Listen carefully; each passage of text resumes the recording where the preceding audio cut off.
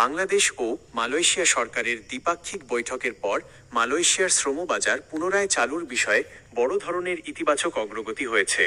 মালয়েশিয়ার কুয়ালালামপুরে অনুষ্ঠিত উচ্চ পর্যায়ের সফল বৈঠকের পর ৯ এপ্রিল ২০২৬ তারিখে দুই দেশের পক্ষ থেকে একটি যৌথ বিবৃতি প্রকাশ করা হয়। সেখানে জানানো হয় যে মালয়েশিয়া বাংলাদেশের জন্য তাদের শ্রমবাজার পুনরায় উন্মুক্ত করতে এবং অভিবাসন খরচ কমাতে পুরোপুরি সম্মত হয়েছে। বাজার কবে নাগাদ পুরোপুরি খুলছে?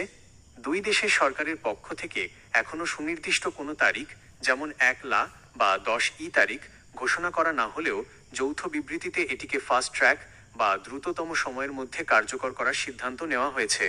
বাংলাদেশ সরকারের পক্ষ থেকে জানানো হয়েছে যে মালয়েশিয়ার অভ্যন্তরীণ চাহিদা অনুযায়ী দ্রুততম সময়ের মধ্যে কর্মী নিয়োগের প্রক্রিয়া শুরু হবে।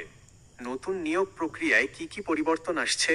সিন্ডিকেট ও অনিয়ম বন্ধ করে সাধারণ কর্মীদের সুরক্ষায় এবারের আলোচনায় কয়েকটি বৈপ্লবিক সিদ্ধান্ত নেওয়া হয়েছে। জিরো কস্ট বা শূন্য অভিবাসন ব্যয়, আন্তর্জাতিক শ্রম সংস্থার ILO গাইডলাইন মেনে দি এমপ্লয়ার পেজ নিয়োগকর্তা খরচ বহন করবেন নীতি কার্যকর করার বিষয়ে আলোচনা হয়েছে। এর ফলে কর্মীদের পকেটের বাড়তি টাকা বা দালালের খপ্পরে পড়ার ঝুঁকি অনেক কমে যাবে।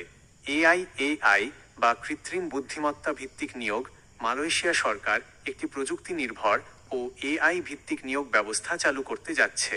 এর মূল উদ্দেশ্য হল মাঝখান থেকে মধ্যস্বত্বভোগী বা অন্যায় সিন্ডিকেট পুরোপুরি দূর করা এবং পুরো প্রক্রিয়াকে স্বচ্ছ রাখা। দক্ষ কর্মীদের অগ্রাধিকার, এবারের বাজারে সাধারণ শ্রমিকের পাশাপাশি দক্ষ, প্রশিক্ষিত এবং সার্টিফাইড কর্মীদের চাহিদাকে সবচেয়ে বেশি প্রাধান্য দেওয়া হচ্ছে।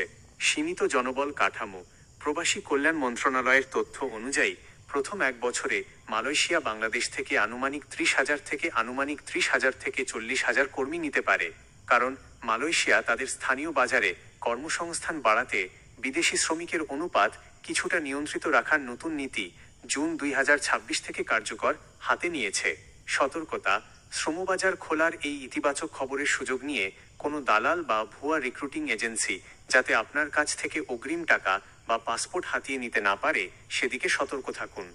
সরকারের অফিসিয়াল নির্দেশনা বা প্রবাসী কল্যাণ মন্ত্রণালয়ের BMET চূড়ান্ত বিজ্ঞপ্তির আগে কোথাও আর্থিক লেনদেন করবেন না।